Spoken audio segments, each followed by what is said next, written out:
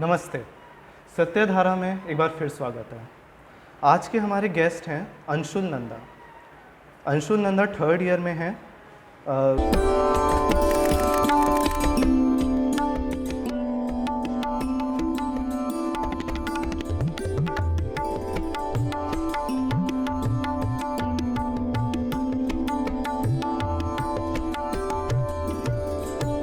Under graduation कर रहे हैं केएमसी से और वो केएमसी की प्रेसिडेंट की पोस्ट के पोटेंशियल कैंडिडेट हैं। 17th को नॉमिनेशन है।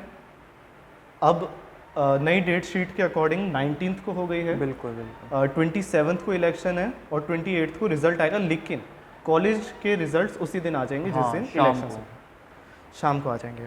तो अंशुल भैया, एकदम शुरू से शुरू करते हैं। एक बार शुरू करने से पहले आप कुछ बोलना चाहेंगे? नमस्कार साथियों, मेरा नाम अंशुल नंदा है। मैं किरोड़ीमल महाविद्यालय थर्ड ईयर का छात्र हूँ। ठीक है। तो पिछले साल हमने कोविड के लगभग 3 साल बाद इलेक्शंस होते हुए देखे थे केएमसी में और ओवरऑल डूसू में भी। ये ट्रांजिशन आपको कैसा लगा? क्या ये जो इलेक्शंस हुए पिछले साल, क्या ये एकदम वैसे ही हुए जैसे पहले हुआ करते थे, या कुछ नए नए चेंजेस हुए कोविड के बाद? क्योंकि मेरे लिए पिछले साल के election as a freshers first time थे। एक बार आज का इंटरव्यू शुरू करने से पहले पिछले इलेक्शंस पर अगर हम नज़र डालें तो आप उन्हें किस तरीके से देखते हैं? हम बात कॉलेज इलेक्शन की कर रहे हैं ना जी। जैसे कि पिछले साल जो वोटिंग हुई है, कैंडिडेट एज अ कैंडिडेट जो खड़े हुए हैं वो मात्र 75% अटेंडेंस वाले थे। अच्छा उनका पास्ट बैकग्राउंड कुछ भी नहीं था अच्छा कॉलेज से रिलेटेड। अगर बात करें, जैसे कि मैं बीते 2 सालों से कॉलेज में तैयारी कर रहा हूँ, अच्छा और देखा जाए तो इस बार भी जो कैंडिडेट खड़े हो रहे हैं वो भी मात्र 75% अटेंडेंस वाले हैं। यूनिवर्सिटी के इतिहास में मैं कह सकता हूँ ऐसा पहली बार हो रहा है कि कॉलेज इलेक्शन में कि एक ऐसा कैंडिडेट खड़ा हो रहा है जिसकी 75% अटेंडेंस ना ही क्लास में है, ना कि सिर्फ क्लास में है, छात्रों के बीच भी है। अरे वाह। और इस बार के इलेक्शंस के एजेंडास क्या हैं आपके अकॉर्डिंग? क्या वो पिछले साल से अलग हैं? क्योंकि अक्सर जब एजेंडास की बात आती है तो वो हर साल रिपीट होते हैं और उनमें कुछ बदलाव नहीं होता इलेक्शंस के बाद भी। जो एजेंडास, जैसे अब जो मैनिफेस्टो की जो बात चल रही है डूसू में, अगर डूसू का एग्जांपल लें तो इस साल के जो मुद्दे होंगे वही इंफ्रास्ट्रक्चर, गर्ल्स हॉस्टल, और वही सेम मुद्दे हैं जो पिछले 12 साल से मैनिफेस्टोस में चले आ रहे हैं। हमारे कॉलेज में इस चीज़ की क्या कंडीशन है? इस साल के एजेंडास क्या होंगे? देखिए, एजेंडा का क्या होता है, वो जैसे कि गर्ल्स हॉस्टल है। गर्ल्स हॉस्टल 1 साल में तो उसका कार्य पूरा करना एकदम इम्पॉसिबल है। जी। तो जो बड़े एजेंडा हैं वो तो रिपीट होंगे ही। जैसे कि हमारे कॉलेज को बने हुए लगभग 54 से कॉलेज है जी। लेकिन गर्ल्स हॉस्टल नहीं है आज तक भी, अच्छा। है ना। तो उस हिसाब से ये तो पुरानी यूनियन जो भी एकदम ही जिसे कहते हैं ना, मैंने आपको बताया कि सिर्फ 75% वाले कैंडिडेट ही हैं जिनकी अटेंडेंस सिर्फ 75% है, उनकी ही यूनियन बनती हुई है आज तक। जी। इस बार देखते हैं गर्ल्स हॉस्टल, जैसे मेरा एजेंडा है, गर्ल्स हॉस्टल का जो काम है वो मेरे कार्यकाल में ही पूर्ण हो जाएगा। ओके, ठीक है। तो एक जो शिकायत बच्चों की तरफ से आई थी, स्टूडेंट्स ने जो उठाई थी कि कॉलेज में बाहर से आउटसाइडर्स बहुत लोग आते हैं। बैक गेट को लेकर भी काफ़ी कंट्रोवर्सी हुई थी। और जैसे डूसू की कैंपेनिंग के टाइम, हालांकि लिंडन कमेटी के अकॉर्डिंग तो आप अपने साथ कैंपेनिंग में 5 लोगों को ही ला सकते हो और वो भी कॉलेज के स्टूडेंट्स होने चाहिए। कहीं पे पेपर्स वगैरह नहीं चिपका सकते, ये सब। हालांकि उसमें काफ़ी रूल्स है, सबका उल्लंघन होता है। और वो कहने के लिए अपने बैनर्स पे अपने नेम की गलत स्पेलिंग लगा देते, जैसे लास्ट में डबल एच आ गया, डबल आई आ गया, जिससे कोई केस करे या ऑब्जेक्शन उठे तो वो ये बोल पाए कि ये तो हमारा नाम नहीं है, हमने नहीं लगवाया। तो ये आउटसाइडर्स की जो मेन प्रॉब्लम हमारे कॉलेज में है, पिछले साल काफ़ी वायलेंस हुई थी जिसमें ऐसे एलिगेशंस हैं कि गन तक का यूज़ हो गया था, जिसमें अगले दिन न्यूज़पेपर में हेडलाइन आई थी कि ये तो लाइटर है करके। तो वायलेंस, हुलिगनिज्म, वेंडलिज्म, बाहर से आउटसाइडर्स की एंट्री, क्या ये दिक्कत है हमारे कॉलेज में? बिल्कुल। और आप इसका क्या सलूशन देखते हैं? हाँ, ये काफ़ी बड़ा लूप होल है कॉलेज इलेक्शंस को लेके, यूनिवर्सिटी इलेक्शन को लेके। हाँ, लिंडो कमेटी की गाइडलाइन है उसको फॉलो किया जाए और कॉलेज प्रशासन को एकदम स्ट्रिक्टली इस पे कार्रवाई करनी चाहिए। और यूनिवर्सिटी को भी, जैसे कि नॉमिनेशन किसी का पास हो रहा है, उसका कैंडिडेचर कैंसिल करना चाहिए अगर वो लिंडो कमेटी की गाइडलाइन का उल्लंघन करता है तो। ठीक है।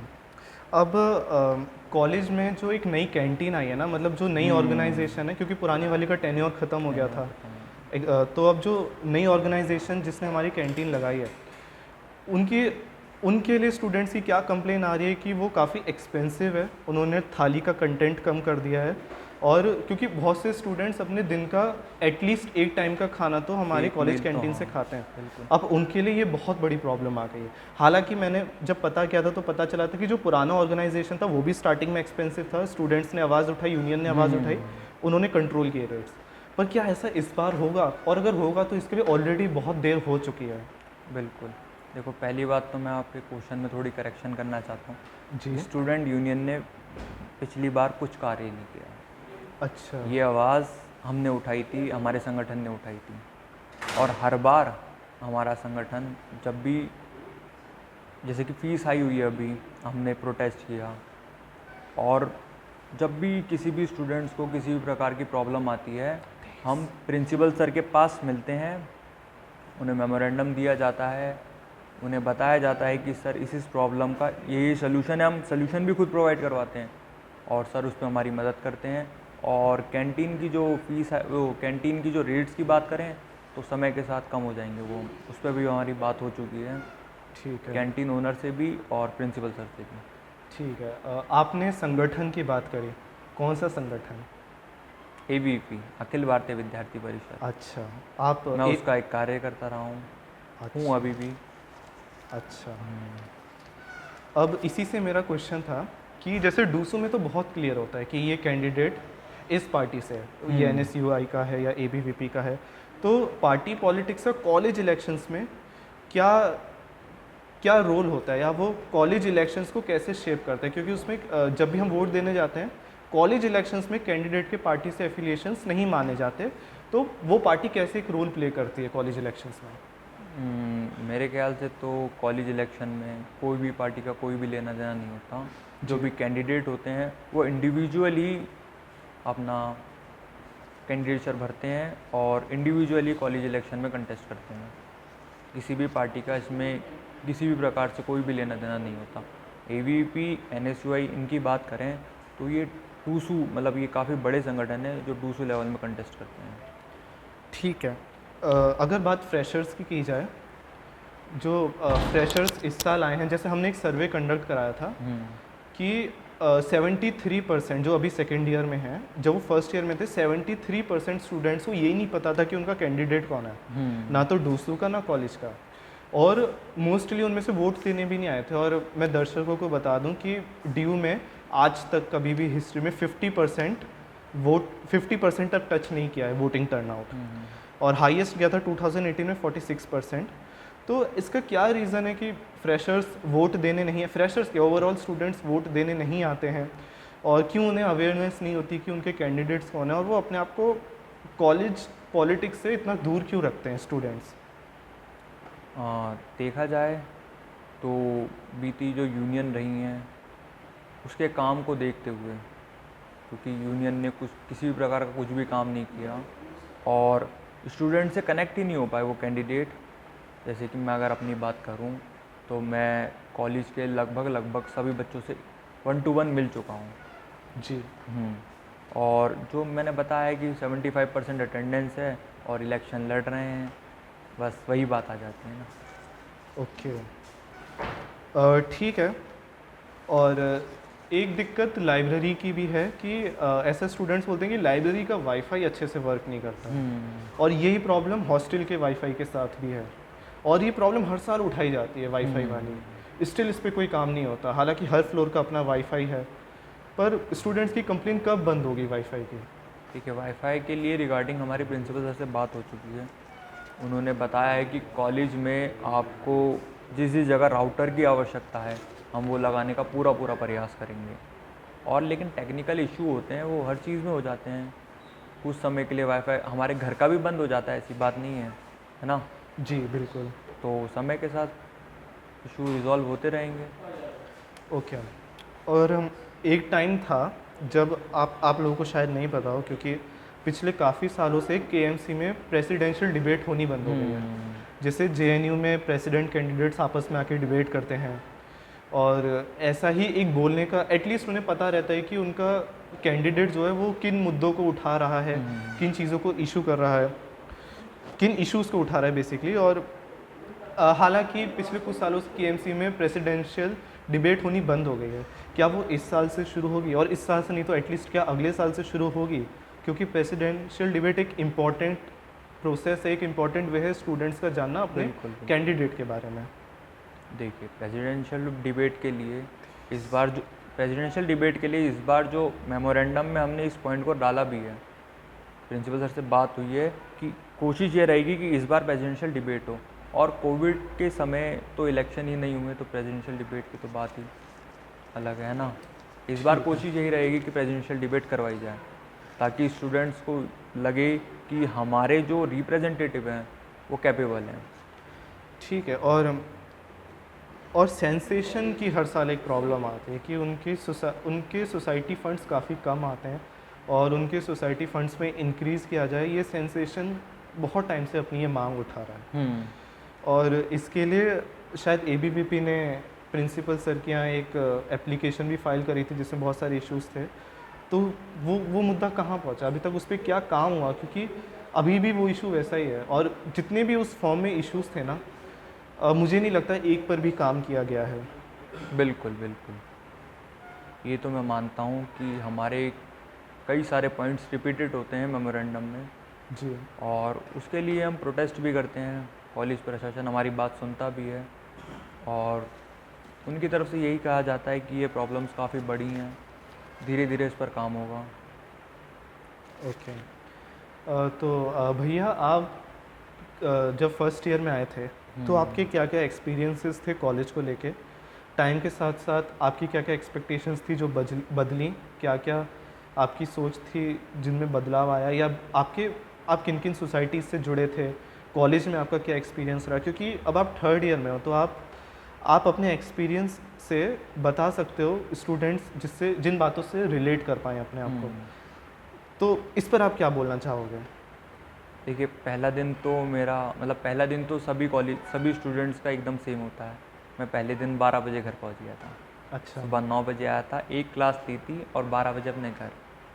अच्छा। ये लगभग एक हफ्ता तक रहा, अच्छा। जब तक मेरे दोस्त नहीं बने। दोस्त अच्छा। बनने के बाद चीज़ें एकदम नॉर्मल हुई। मैं कॉलेज में 6 बजे तक रुका, किसी किसी दिन घर नहीं जाता था, ऐसी चीज़ें भी हुई। और मेरा फ्रेशर से यही कहना है कि क्लासेस तो चलो ठीक हैं, लेनी इम्पॉर्टेंट है, लेकिन कैंपस को भी घूमना बहुत इम्पॉर्टेंट है पढ़ाई के साथ साथ, क्योंकि कैंपस में घूमने के लिए काफ़ी सारी चीज़ें हैं। ठीक है। कैंपस में आपकी क्या फेवरेट लोकेशन रही है? Sudama tea stall, Tom uncle, Maggi, अच्छा। हडसन लेन। ओके। और अंशुल भैया, जैसे कि डीयू में ना इंडिया के अलग अलग एरिया से स्टूडेंट्स आते हैं पढ़ने। उनमें से एक दिक्कत जो हिंदी के स्टूडेंट्स ने मुझे बताई थी, या जिनकी स्कूल एजुकेशन प्राइमरीली हिंदी में हुई है, क्योंकि ये सब दिक्कतें और सब्जेक्ट्स में एडजस्ट की जा सकती है, लेकिन जैसे साइंस में जो टेक्निकल वर्ड्स होते हैं वो इंग्लिश में अलग होते हैं, हिंदी में एकदम ही अलग हो जाते हैं। तो जब वो यूनिवर्सिटी में आते हैं तो जो प्रोफेसर्स होते हैं वो इंग्लिश में कराते हैं, मतलब उन्हें काफ़ी दिक्कतों का सामना करना पड़ता है। हाँ, हालांकि रीडिंग्स किसी भी लैंग्वेज में अवेलेबल हो जाती हैं, पर वो एक सेंस ऑफ एलियनेशन फील करते हैं और उन्हें इन्फीरियर फील होता है। तो इस चीज़ को कैसे सॉल्व किया जा सकता है? क्योंकि फिर वो क्लासेस भी अटेंड नहीं करते, अपने पीजीज और हॉस्टल में ही रहते हैं। उन्हें काफ़ी टाइम लग जाता है इस जगह से यूज्ड टू हो जाने में, और ये दिक्कत रही है हमेशा से हिंदी स्पीकर्स के लिए। तो इस चीज़ को कैसे सॉल्व किया जा सकता है? इसके रिगार्डिंग उनका एक अलग सेक्शन बनाया जा सकता है, ताकि वैसे तो टीचर जो हमारे प्रोफेसर हैं वो बाईलैंग्वेज उसमें पढ़ाते हैं बच्चों को, लेकिन हाँ, कुछ टेक्निकल जो टर्म्स हैं उन्हें तो प्रेफर यही किया जाए कि इंग्लिश में ही हो, जी। है ना। हाँ, तो आप बता रहे हैं प्रॉब्लम है, जो बच्चा शुरुआत से ही उन टेक्निकल टर्म को हिंदी में ही पढ़ता आया है, तो उसके लिए थोड़ी प्रॉब्लम्स वाली बात है। देखते हैं क्या रहता है उसके रिगार्डिंग।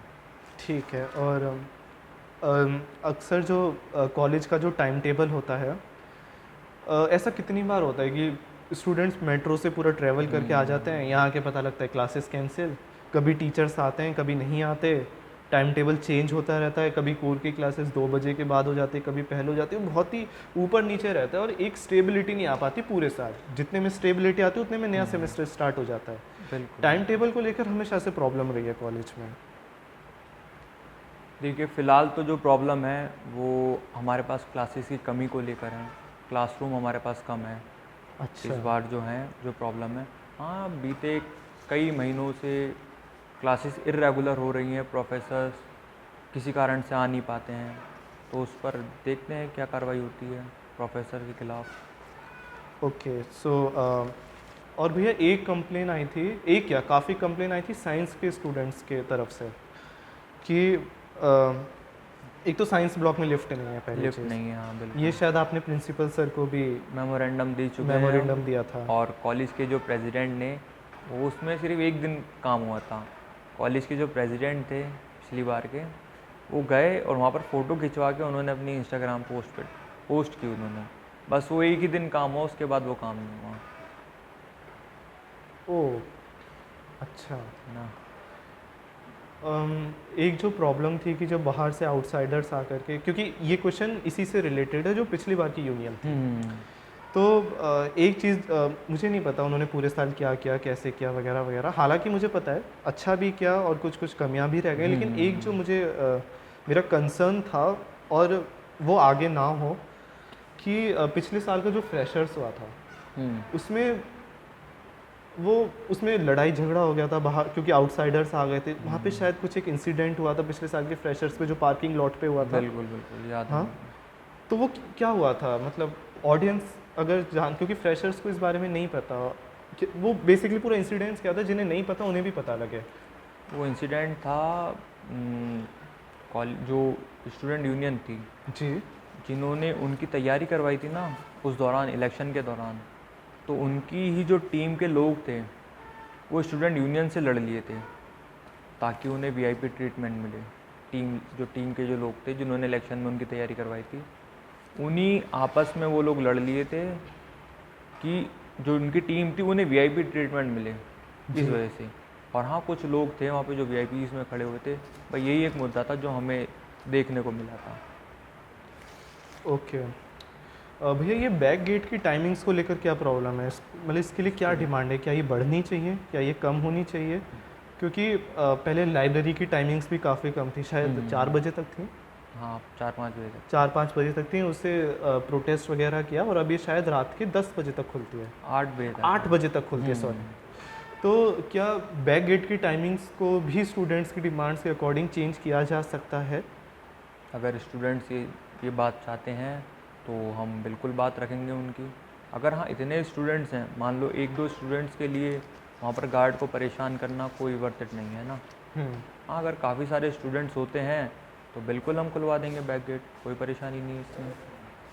ठीक है। और अंशुल भैया, एक आपसे पर्सनल क्वेश्चन है, और इट्स हो गया, आपको एक क्वेश्चन जिस भी तरीके से आंसर करना है आप कर बिल्कुल। सकते हो। आपने पॉलिटिक्स में आने का मन कब बनाया था? क्या वो आपने फर्स्ट ईयर में बनाया, या आपने कब बनाया था? और क्यों स्टूडेंट्स पॉलिटिक्स में आते हैं?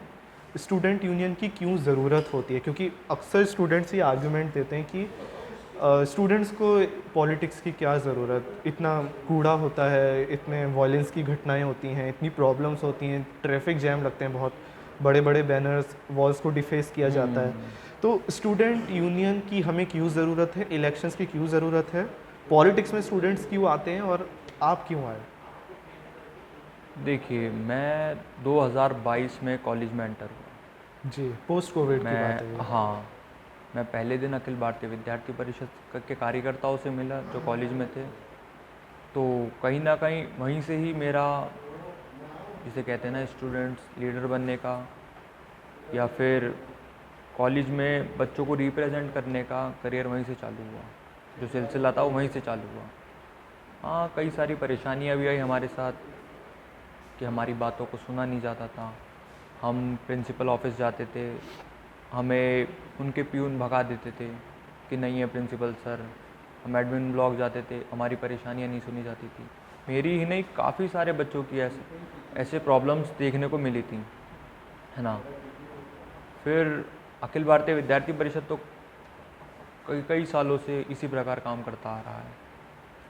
मैं भी अखिल भारतीय विद्यार्थी परिषद का कार्यकर्ता होने के नाते छात्र हितों में, राष्ट्र निर्माण में इसी प्रकार कार्य करते आ रहे हैं और उम्मीद है कि आगे भी करते रहेंगे। ठीक है। और भैया जैसे पहले जब मैं यूनिवर्सिटी में नहीं आया था, तो मतलब एक इंडियन पॉलिटिक्स का पॉपुलर परसेप्शन होता है ना कि कास्ट के नाम पे वोट होंगे, रीजनलिज्म होगा, और ये इंडिया के जनरल इलेक्शंस हो, किसी भी स्टेट के लेजिस्लेटिव इलेक्शन हो, कास्ट का एक बहुत ही इंपॉर्टेंट रोल होता है, या किस कम्युनिटी से लोग आते हैं उसका एक बहुत ही इंपॉर्टेंट रोल होता है कि इलेक्शंस के रिजल्ट्स क्या होंगे। और मैंने ये एक्सपेक्ट किया था कि एटलीस्ट ये चीज़ कॉलेज इलेक्शंस में नहीं होगी, और डूसू में ये चीज़ देखने को मिली। और हर एक पार्टी एक जाट कम्युनिटी से, एक गुजर कम्युनिटी से कैंडिडेट उतार, मतलब एक मैथमेटिक्स रहती है कि नंबर के अकॉर्डिंग होता है कि हमें इस कम्युनिटी के इतने लोग हैं तो हमें यहाँ से वोट मिल सकते हैं, वहाँ से। ये कास्ट एक बहुत ही इंपॉर्टेंट रोल होता है कि कैंडिडेट के मेरिट पर नहीं, उसने उसके जो अचीवमेंट्स है उस पर नहीं, कि वो कितने वोट्स गैदर कर सकते हैं अपने नंबर के अपनी कम्युनिटी का क्या नंबर है उसके अकॉर्डिंग ऐसे डिसीज़न लिए जाते हैं। और ये चीज़ मैं हैरान हो गया जब पता चला कि किरोड़ीमल कॉलेज में या किसी ड्यू के किसी भी कॉलेज में, कॉलेज इलेक्शंस में भी ये चीज़ इफेक्टिव होती है। तो हमारे कॉलेज का क्या नंबर सिस्टम है, मतलब यहाँ की पॉलिटिक्स रीजनलिज्म के अकॉर्डिंग कैसे डिसाइड होती है? क्योंकि सुनने में आएगी जैसे पूर्वांचल की एक कम्युनिटी है, राजस्थान से आए बच्चों की एक कम्युनिटी है, इसे आप पूरा डिटेल में समझा दीजिए एक बार स्टूडेंट्स को। देखिए क्या होता है, अगर आप किसी एक कम्युनिटी से बिलोंग करते हैं या आप किसी एक कैडर मतलब कि किसी एक स्टेट से बिलोंग करते हैं, तो आप प्रेफर यही करेंगे कि आपके जो सीनियर्स हों आपके ही क्षेत्र से हों या आपके ही कास्ट से हों, और जूनियर्स भी यही सोचते हैं कि जी ठीक है, हमारे जो भैया हैं वो मतलब हमारे ही कैडर से आने वाले लोग होने चाहिए। और कहीं ना कहीं उनका इंटरेस्ट भी सेम होता है, और देखा जाए तो ये चीज़ें ठीक भी हैं और ख़राब भी हैं, क्योंकि मैं अगर देखा जाऊँ, मैं मध्य प्रदेश से बिलोंग करता हूँ, लेकिन मेरे साथ के जो लोग हैं वो राजस्थान से भी हैं, यूपी से भी हैं, हरियाणा से भी हैं, और कई सारे कम्युनिटी के लोग हैं, है ना। तो मैं तो देखिए कास्ट पॉलिटिक्स को बिल्कुल भी नहीं मानता। अगर मैं कास्ट पॉलिटिक्स करने को आया तो मेरी कम्युनिटी के लोग तो बहुत कम हैं, है ना, है ना। तो मैं वो कम्युनिटी मानता भी नहीं हूँ, क्योंकि अगर आप स्टूडेंट्स की बात रख रहे हैं तो आप स्टूडेंट्स में भेदभाव ना करें, जाति देख के, है ना, उसका क्षेत्र देख के। बस बाकी कॉलेज में भी अब परसेप्शन चेंज होता जा रहा है, और कोशिश करेंगे यूनिवर्सिटी लेवल पर भी ये परसेप्शन चेंज हो कि कास्ट को लेके या किसी एक स्टेट को लेके राजनीति ना हो, है ना। स्टूडेंट्स की आवाज़ हो, स्टूडेंट्स ही उठा रहा हो, ना कि उनके क्षेत्र का आदमी उठा रहा हो, ना ही उनकी जाति का आदमी उठा रहा हो, बस। ठीक है। और भैया और कोई ऐसा इशू जो आपको लगता है कि हम अपने इस इंटरव्यू में रेस नहीं कर पाए, और उसके लिए, क्योंकि आपने बताया स्टूडेंट से पर्सनली जा कर के मिले हो, एक से मिले हो, और आप ऑन ग्राउंड रहे हो, हमेशा से प्रॉब्लम्स को रेस किया है, प्रिंसिपल सर तक भी गए हो, तो ऐसी और क्या क्या प्रॉब्लम्स हैं हमारे कॉलेज में जो स्टूडेंट्स आकर के बताते हैं, और उनको जल्द से जल्द उनका सोल्यूशन लाने की ज़रूरत है। और क्योंकि क्योंकि प्रॉब्लम्स को आइडेंटिफाई कर लेना तो बहुत आसान होता है, और क्योंकि कॉलेज एडमिनिस्ट्रेशन में भी, और इंडिया क्या, ये वर्ल्ड में बहुत ही कॉमन है कि हर एडमिनिस्ट्रेशन में ये चीज़ एक कॉमन है कि प्रॉब्लम को आइडेंटिफाई करना तो ठीक है, हर कोई कर लेता है, लेकिन सॉल्यूशंस पर कब बात होगी? आप ऐसी क्या क्या दिक्कतें और देखते हो स्टूडेंट्स में? देखिए, पहले तो इंफ्रास्ट्रक्चर की जो सबसे बड़ी प्रॉब्लम है कॉलेज में, इंफ्रास्ट्रक्चर को लेकर। कॉलेज में सबसे बड़ी प्रॉब्लम जो है कॉलेज के इंफ्रास्ट्रक्चर को लेकर है ना। जैसे कि अब जो नया फ्रेशर, आपने तो देखा ही होगा, प्रिंसिपल ऑफिस का जो रास्ता था वो एकदम खुला हुआ था।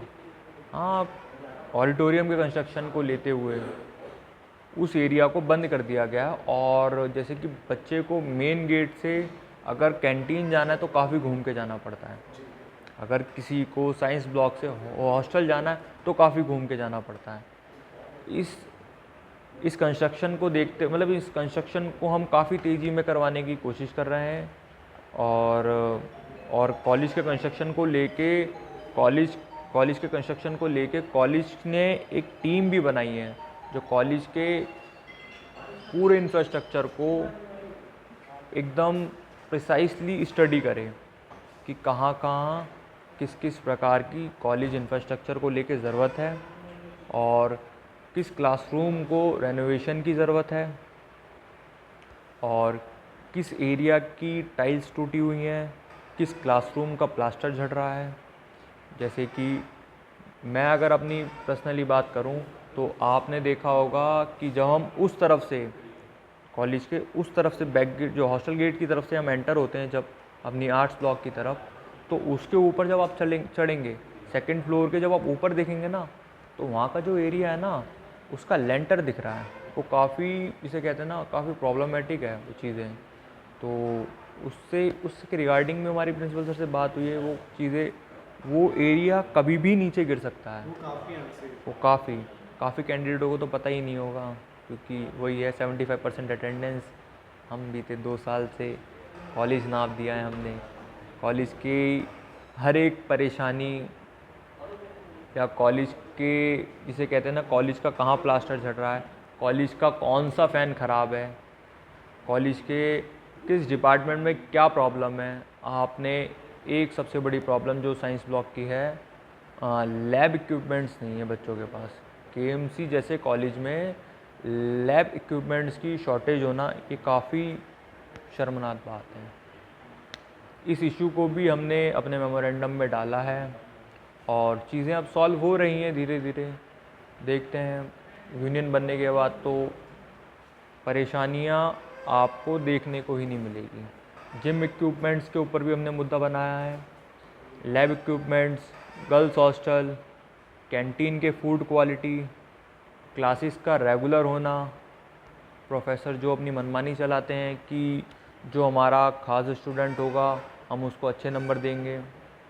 ये सारी परेशानियों को एकदम बढ़िया तरीके से रेगुलेट किया जाएगा इस यूनियन बनने के बाद। और हमारा मेन मुद्दा रहेगा इस बार गर्ल्स हॉस्टल। ये कार्य हमें लगभग 1.5 से 2 साल में कंप्लीट करवाना पड़ेगा, कि गर्ल्स हॉस्टल, केएमसी में गर्ल्स हॉस्टल ना होना ये बहुत ही बड़ा, जिसे कहते हैं ना, मुद्दा बन सकता है। और जैसे कि मोदी जी कहते हैं बेटी बचाओ बेटी पढ़ाओ, अब जब हमारा ही कॉलेज गर्ल्स को प्रमोट नहीं करेगा तो वो एक इशू वाली बात है ना, है ना। तो इसलिए गर्ल्स हॉस्टल का केएमसी में होना बहुत इम्पॉर्टेंट है। मेन फोकस ही हमारा गर्ल्स हॉस्टल पर रहेगा इस बार। Thank you so much Anshul भैया, आप अपने इतने बिजी शेड्यूल से टाइम निकाल कर हमारे साथ बातचीत करी, इश्यूज़ को एड्रेस किया। और मैं भी व्यूअर से रिक्वेस्ट करूँगा कि वो भी 27 को आकर के अपने वोट का यूज़ ज़रूर करें। और इस बार हम एटलीस्ट 50% टच तो क्या, हम एक नया रिकॉर्ड बनाएं हमारे कॉलेज में, हम हिस्ट्री क्रिएट करें, सबसे ज़्यादा वोटिंग करना होता है। आप अपने दोस्तों से भी ये वीडियो शेयर करने के लिए बोलें, खुद भी करें और औरों को मोटिवेट करें कि वो एटलीस्ट वोट देने आए। और जाते जाते आप कुछ बोलेंगे? कि